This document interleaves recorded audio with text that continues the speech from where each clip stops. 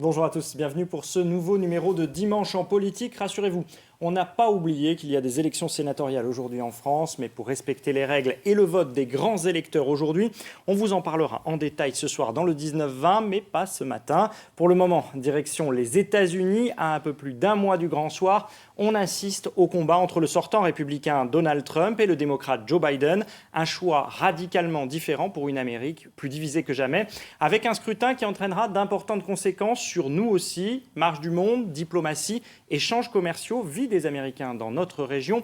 Que changerait la réélection de Donald Trump ou l'élection de Joe Biden et que dirait ce choix de la société américaine, mais aussi de l'avenir de la planète? On en débat ce matin avec nos invités. Alix Meyer, bonjour. Bonjour. Vous êtes maître de conférence en civilisation américaine à l'université de Bourgogne. Corentin Célin, bonjour. Bonjour. Vous êtes professeur d'histoire en classe préparatoire à Dijon, spécialiste des États-Unis. Jeffrey Klein, bonjour. Bonjour. Vous êtes citoyen américain, directeur du master grande école de BSB, l'école de commerce de Dijon. Pierre Gernel, bonjour. Bonjour. Vous êtes directeur général de la Fédération des négociants éleveurs de la Grande Bourgogne. On parlera business avec vous, évidemment. Merci à tous d'être là. Merci à vous de nous suivre et de commenter en direct sur les réseaux sociaux avec le hashtag #DimpolBourgogne. Alors peut-être tout d'abord, un point sur la situation aux États-Unis aujourd'hui. Qu'est-ce qui motive la campagne en ce moment? Est-ce que vous pouvez nous le dire, Alix Meyer? Est-ce que ce sont, on en a beaucoup parlé, les émeutes suite aux violences policières, l'épidémie du Covid et ses conséquences économiques, ou alors, peut-être sûrement même qu'on va en parler très rapidement, la question du nouveau juge à la Cour suprême, etc. Mais c'est un peu de tout cela en même temps en fait, qui alimente la campagne. La campagne est dans un contexte qui est incroyablement compliqué, historiquement compliqué pour les raisons que vous avez citées. Et au-delà de ça, moi je rajouterais en plus la problématique de la présidence Trump en elle-même et de l'opposition qui est assez intense face à un président qui est considéré comme atypique, voire anormal. Et donc, il y a une opposition très forte face à lui. Tout comme de son côté, il y a un soutien assez fort aussi. C'est pas un prisme européen, ça, la difficulté d'intégrer Donald Trump comme à la fois un président en exercice et en même temps un futur président peut-être, Corentin Célin. Est-ce que vraiment, aux États-Unis, il y a une forte opposition ? Oui, c'est ce qui ressort de tous les sondages d'approbation présidentielle. C'est vraiment, il a une structure d'approbation dans l'opinion qui est constante, c'est-à-dire qu'il a un socle vraiment de partisans acharnés qui sont pour lui quoi qu'il fasse, mais qui ne sont pas une majorité. Ça forme une minorité de la population, toujours entre 40 et 45%. Et on a un tout petit peu plus de 50% des États-Unis qui le désapprouvent très fortement. Sauf que ces sondages d'approbation, ils ne se retrouveront pas nécessairement dans les urnes. Donc là, il faut voir la dynamique de l'élection. Mais il est extrêmement clivant et c'est ce qui ressort effectivement depuis 4 ans dans les sondages d'opinion. Jeffrey Klein, les Américains ont quelles préoccupations aujourd'hui, au moment où on parle pour cette élection? C'est quoi qui va déterminer leur vote selon vous? Je crois que l'avenir, c'est très difficile de savoir qu'est-ce qui se passe après, parce qu'on a déjà eu une nation assez divisée dans les derniers 1 an, 2 ans, et on ne sait pas s'il sera encore plus, ou avec Joe Biden, sera plus de sécurité, plus de santé, on ne sait pas exactement. Joe Biden,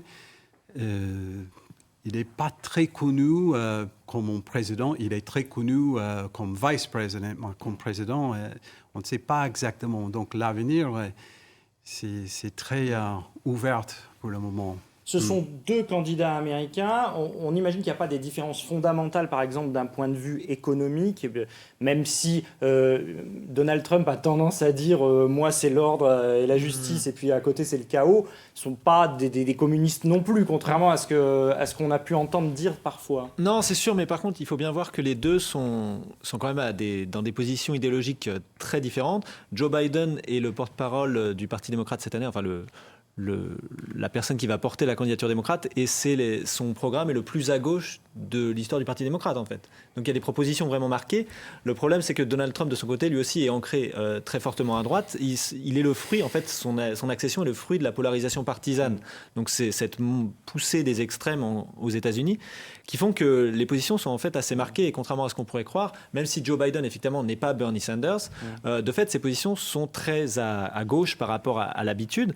Ma crainte, au-delà du remplacement de Biden par Trump ou pas, c'est surtout qu'en fait, quelle que soit la personne qui va être en place, ces problématiques de polarisation et de division au sein de la population américaine vont persister, et même une présidence Biden ne sera pas amène, je pense, comme on a pu le voir avec la présidence Obama, à réussir à ressouder une nation américaine qui est en train de se diviser de manière assez grave, je pense. Corentin Salin, c'est la première fois qu'on voit une élection aussi clivée avec des... Oui, comme le disait très bien Alix Meyer, c'est vraiment l'aboutissement, on va dire, d'un quart de siècle de polarisation partisane qui font que les deux partis se sont radicalisés. Alors, essentiellement, et d'abord les Républicains, mais le Parti démocrate commence également à aller plus vers sa gauche. Alors, avec ce double paradoxe qui était évoqué par M. Klein, c'est que Joe Biden est un candidat extrêmement centriste, mais qui porte le programme le plus à gauche des années récentes pour les démocrates. Et notamment parce qu'il a dû faire des concessions pendant la primaire avec Bernie Sanders et ses amis. Exactement, il a dû arranger, on va dire, les choses avec Bernie Sanders et ses amis. Et la deuxième chose, c'est qu'il y a une grande inconnue sur la personne de Joe Biden, parce qu'il est c'est le candidat le plus âgé de toute l'histoire à briguer la présidence. Il a 78 ans, il a déjà eu de très gros problèmes de santé il y a une trentaine d'années. Donc on a cette incertitude-là. C'est un homme qui a presque 50 ans de carrière politique aussi, alors que généralement les démocrates récemment optaient plutôt pour le renouvellement. Donc on a cette incertitude-là, et en face on a l'incertitude qui est là due à la personne de Trump, qui clive en permanence, qui est dans la provocation en permanence. Qui est difficile à cerner, qui change d'avis assez régulièrement. Voilà, donc on a une double incertitude qui se fait face, et c'est compliqué de voir ce qui peut se passer. Dans quelle mesure, Jeffrey Klein, la situation sanitaire du pays, 200 000 morts quand même, va peser selon vous sur cette élection ? Certainement, Joe Biden, il a déjà proposé, s'il devient le nouveau président, il a déjà déclaré qu'il va suivre le conseil des scientists. Donc, il va suivre un protocole précisé et exact. Mis en doute par moment par Donald Trump pendant son mandat. Voilà, ouais. Ces derniers mois. Donc, lui, il va toujours essayer de faire un petit peu de downplay la crise. Donc, il y a deux choses complètement différentes entre les deux. Oui. Donc, moi, je crois si les Américains vont orienter vers la crise sanitaire, Joe Biden, il a un gros avantage là. Mm-hmm. Notamment parce que Donald Trump a mal géré cette crise, on peut dire ça ? Alors, en tout cas, on vient de passer le cap des 200 000 morts aux États-Unis, ce qui, rapporté au nombre d'habitants, est bien supérieur, par exemple, à ce qu'a connu la France. Donc, incontestablement, il y a eu un grand choc de la Covid-19. Et surtout, peut-être que Donald Trump s'est mis lui-même dans l'embarras au début de la crise, d'abord en la niant, et puis en faisant des prévisions sur les chiffres de morts qui seraient acceptables et qui, aujourd'hui, lui reviennent en pleine figure au fur et à mesure que... En annonçant lui-même qu'il prenait de l'hydroxychloroquine ou des choses comme ça. Oui, alors ça peut-être un petit peu moins, ça a peut-être moins marqué qu'en Europe, mais plus quand il a dit, s'il y a 100 000 morts, ce sera un très bon résultat, et puis après il a changé, et ça a donné une impression quand même assez désastreuse, il faut bien le dire. Et pourtant, dans les sondages, Alix Meyer, quand on interroge les Américains, on voit que la première préoccupation pour choisir un bon président, c'est les questions économiques, la relance, l'emploi. Est-ce que je vais avoir du travail ? Est-ce que je vais gagner décemment ma vie ? Ça reste ça l'enjeu. Bien sûr, mais je crois que c'est indissociable en fait de la gestion de la crise de la Covid aussi, puisque de dire qu'on a soit la crise sanitaire, soit la crise économique, en fait, c'est faux, puisque quand on a la crise sanitaire, on a la crise économique. Tout est obligé de fermer, que ce soit de droit ou de fait. Donc, en fait, la gestion catastrophique de la crise engendre une situation économique qui est aussi catastrophique et qui finit aussi par nuire à sa popularité, même si, comme l'a très bien rappelé mon collègue Corentin Say, de fait, son socle électoral reste très stable, mais depuis son élection, il a été élu par une minorité d'Américains. Cette minorité d'Américains continue de le soutenir. Et ils le soutiendront, enfin clairement, s'ils le soutiennent encore aujourd'hui, ils le soutiendront. Et on a l'impression que c'est jamais gagné. Rappelez-vous, il y a quelques années de cela, vu d'Europe, on se disait Hillary Clinton a un boulevard. Et en fait, on s'est rendu compte que c'est Donald Trump qui a été élu. Donc ça veut donc dire que ça n'est jamais gagné d'avance et que dans ces élections, tout peut changer, notamment en raison du collège électoral. Voilà, absolument, il faut vraiment marteler ça pour nos téléspectateurs. Un jour d'élection sénatoriale en France, on peut peut-être comprendre qu'il y a un collège de grands électeurs qui votent. C'est un suffrage indirect avec un collège de grands électeurs par État. Et donc, il ne s'agit pas d'avoir la majorité au suffrage populaire, mais il s'agit d'avoir la majorité des grands électeurs. Et donc, aujourd'hui, incontestablement, on le voit depuis 20 ans, ce collège des grands électeurs favorise les républicains conservateurs, surévalue en particulier les petits États ruraux de l'Amérique du Centre. Ils sont très pro-Trump aujourd'hui. Très pro-Trump. Et donc, il a un petit avantage. Il pourrait d'ailleurs être réélu de nouveau en étant minoritaire en voix sur l'ensemble du territoire. Il faut bien le rappeler. Alors, au moment où on enregistre cette émission, il faut le savoir, la nouvelle juge de la Cour suprême n'a pas encore été nommée. Le nom que veut proposer Donald Trump n'est pas encore connu. Néanmoins, la mort de Ruth Bader Ginsburg a marqué ces derniers jours aux États-Unis. Est-ce que vous pouvez nous dire dans quelle mesure, je vais demander à Jeffrey Meyer, à Jeffrey Klein, dans quelle mesure ça revêt une importance telle, parce que vu d'ici, on ne comprend pas toujours. Ça change tout. Parce que si c'est Trump à nominer quelqu'un, ça va changer tout. Il y aura une majorité 6-3. Donc, avec des juges qui sont élus à vie, donc qui sont nommés à vie. Oui, donc c'est une décision, ça va durer longtemps. Donc la décision très très importante pour les États-Unis sera dans la main toujours d'un républicain. On cloue aussi cette élection. Donc, plus en plus, on parle de qu'est-ce qui se passe avec ça. Donc, parce que la Cour suprême a un rôle bien plus important et très différent d'un conseil constitutionnel chez nous. Parce qu'au-delà de la personnalité de cette juge décédée, c'est aussi l'importance du rôle de la Cour suprême aux États-Unis. Exactement. La Cour suprême a un rôle particulièrement important dans le politique américain. Et c'est d'autant plus vrai à mesure que les autres pouvoirs, en fait, tendent à être un petit peu dysfonctionnel. Le Congrès des États-Unis, par exemple, est bloqué de manière systématique par l'opposition entre les partis. Du coup, les décisions sont prises à la Cour suprême. Et de fait, les décisions finissent toujours à la Cour suprême. Ça a été le cas pour le mariage homosexuel. Ça a été le cas, c'est notamment toute la jurisprudence sur l'avortement. Et donc, c'est là où ça devient extrêmement dangereux et extrêmement important de savoir qui siège à la Cour suprême.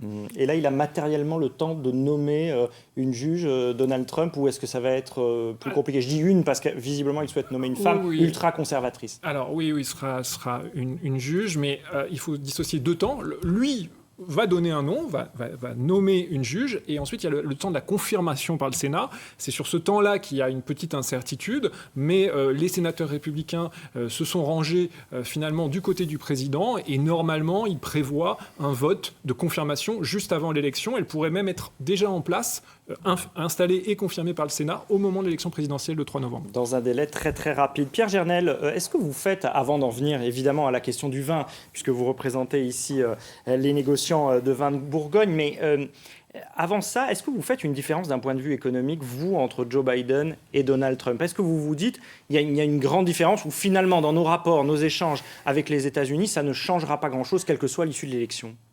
On peut dire que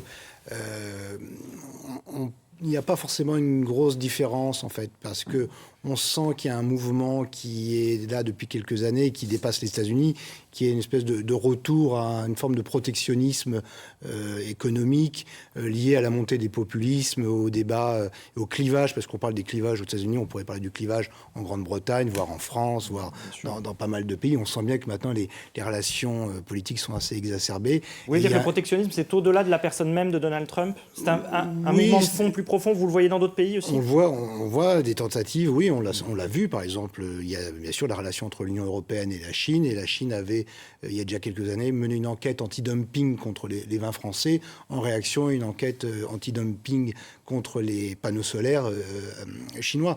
Donc effectivement, on sent bien qu'il y a ce mouvement. Donald Trump, clairement, s'inscrit dans ce mouvement. Moi, je me souviens que dans le programme de Hillary Clinton, il y avait aussi quand même des notions de protectionnisme à ce niveau-là.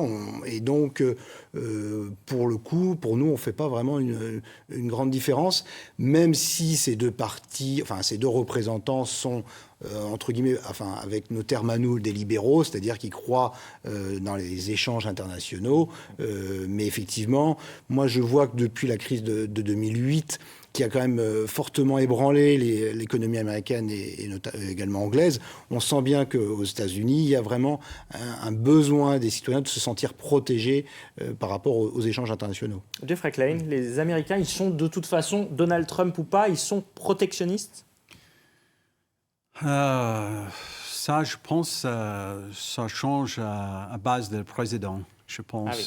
Je pense qu'ils sont un petit peu incités par le président de penser vers ça. Et ça dépend aussi sur l'économie. Si l'économie, ça marche très bien, ça va changer la vie des Américains. Alors, s'il y a quelque chose qui voulait être protectionniste, mais si l'économie, ça marche très bien, donc ils sont moins de soucis. Alors, on va partir du postulat que l'économie va mal marcher dans les prochains mois. Il y a de fortes chances après la crise de l'épidémie de coronavirus. Voilà. Ouais. Alors, du coup, est-ce qu'il va y avoir une différence pour nos échanges commerciaux ? Moi, je pense que c'est quand même un domaine sur lequel le président peut agir de manière assez unilatérale, puisqu'il y a une délégation de pouvoir de la part du Congrès sur ces questions. Donc, de ce point de vue-là, le choix de la personne a une conséquence et on peut espérer, en tout cas de notre point de vue, que si c'est une présidence Biden, il y ait eu une normalisation un petit peu des relations commerciales qui sont particulièrement conflictuelles sous la présidence Trump. Normalisation, oui, mais on gardera peut-être quelques taxes quand même, Corentin Célin ? Oui, surtout qu'il ne faut pas oublier que le parti démocrate, et donc la gauche, est aujourd'hui traversé par le débat libre-échange protectionniste. Bernie Sanders, donc le leader de la gauche du parti démocrate, et défend aussi une forme de protectionnisme, de défense des emplois au nom des normes environnementales, sociales. Alors évidemment, ce n'est pas du tout le même protectionnisme que Donald Trump, mais il y a quand même, dans une partie de la gauche états-unienne, la remise en cause du libre-échange. Et donc, là-dessus, d'ailleurs, ce sera peut-être un sujet de friction, hein, si c'est une présidence Biden, entre les centristes et la gauche du Parti démocrate. Vraiment, le libre-échange et le protectionnisme, c'est vraiment une fracture possible. Quand je vous écoute, j'ai l'impression que ça ressemble un petit peu au débat qu'il peut y avoir chez nous entre l'extrême droite et l'extrême gauche, qui sont par moments tous les deux protectionnistes, alors qu'ils n'ont pas la même vision de l'économie. Oui, mais c'est vraiment plutôt une remise en cause du libre-échange, mais pas du tout pour les mêmes raisons. Chez Bernie Sanders, c'est vraiment la notion d'avoir une concurrence saine qui ne repose pas sur l'exploitation de travailleurs dans d'autres pays, qui repose aussi sur une bonne santé environnementale pour tous les pays participant au processus de production.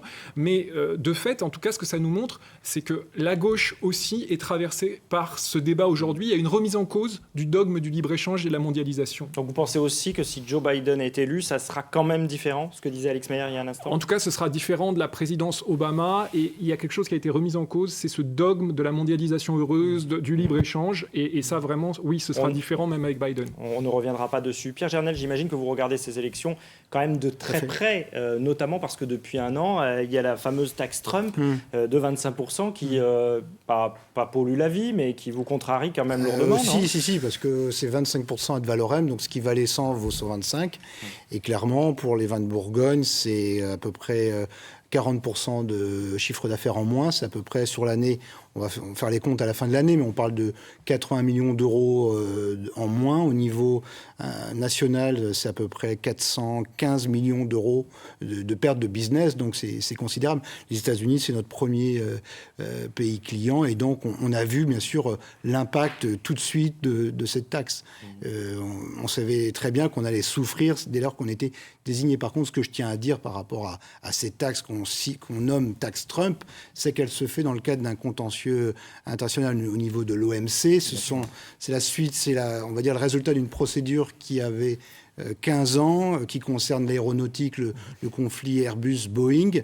Et donc, l'OMC a sanctionné l'Union européenne et a dit aux États-Unis qu'ils étaient tout à fait dans leur droit de lever ces taxes. Et donc, quelque part, Donald Trump, à travers cette taxe, ne s'est pas affranchi des règles ou n'a pas pris une position unilatérale. Il reste finalement dans cette logique multilatérale même si on sait que c'est compliqué, parce qu'il y a le volet Boeing qui doit surgir après, et malheureusement, il bloque pour le moment la désignation d'arbitre au niveau de l'OMC. L'OMC est complètement bloqué, le directeur général a d'ailleurs démissionné, et on sait que ça va être compliqué pour avoir le volet pendant Boeing qui doit sortir dans quelques semaines, normalement. Et puis il y a le choix des cibles quand même qu'il a pour le coup, et le choix de Trump d'attaquer les vins français, et encore pas tous, et pas tous les vins européens. Ça, c'est quand même un choix politique. C'est très calculé, sachant que les vins français, c'est comme quand on attaque l'automobile en Allemagne. On sait que...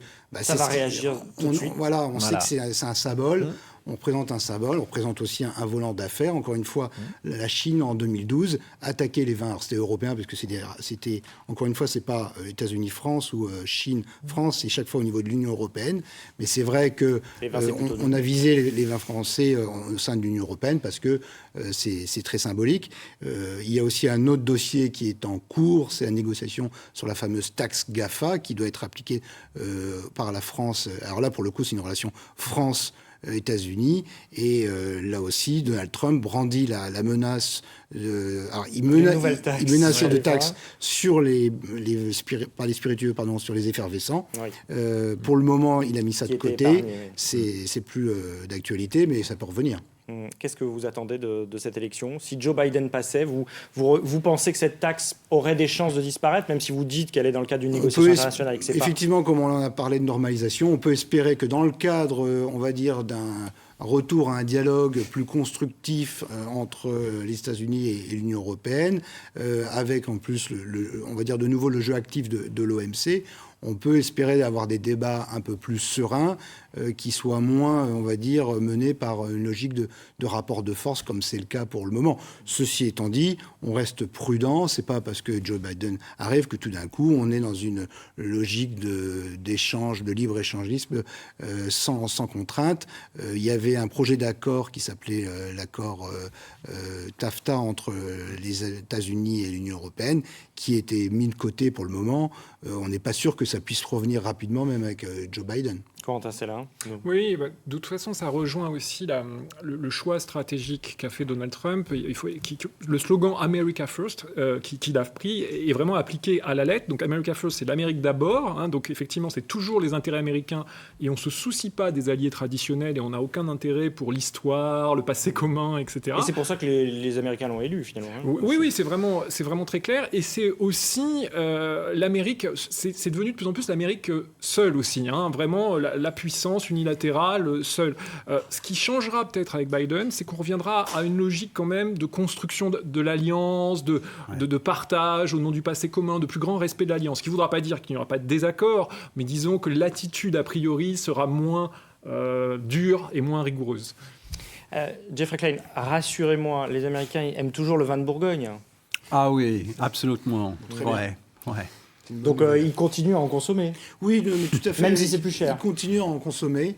Et effectivement, il faut savoir une chose aussi par rapport à cette taxe, quand elle a été mise en place, c'est qu'il y a eu vraiment montée au créneau de tous les importateurs, tous les acteurs de la distribution de vins français aux États-Unis.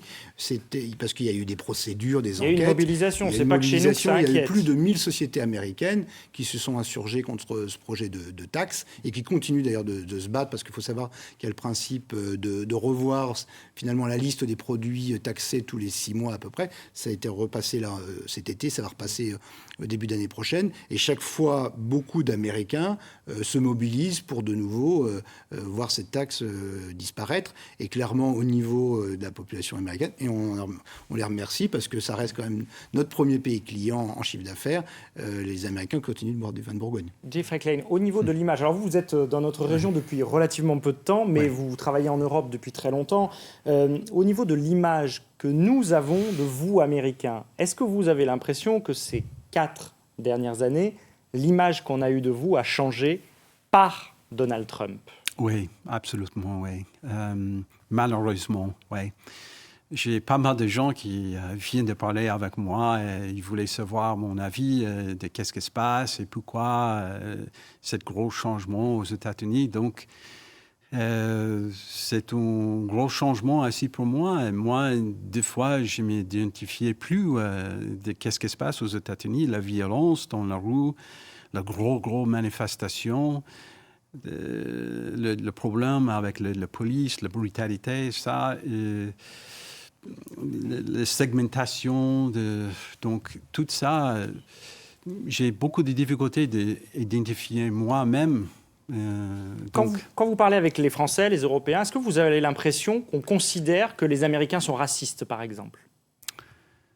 Des fois, peut-être, ouais, mais en même temps, ils se posent des questions parce que les États-Unis, c'est traditionnellement considéré la melting pot. Donc, ils ne sont pas sûrs de ce qui se passe parce qu'ils voient les images sur les télévisions, mais quand même, il y a beaucoup des autres immigrations, des gens qui viennent partout dans le monde pour travailler, pour vivre en sérénité. Donc, ils ne savent pas ce qui se passe, ils ne savent pas exactement la réalité.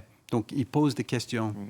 En matière d'image, on n'a pas parlé, il y a un personnage important, c'est Kamala Harris, celle qui fait un ticket avec Joe Biden pour être peut-être un jour la première vice-présidente des États-Unis. Ça va être un élément important de cette campagne-là? Oui, un élément important, le vice-président. Il y aura un débat aussi entre les candidats à la vice-présidence. Tout à fait. Ouais.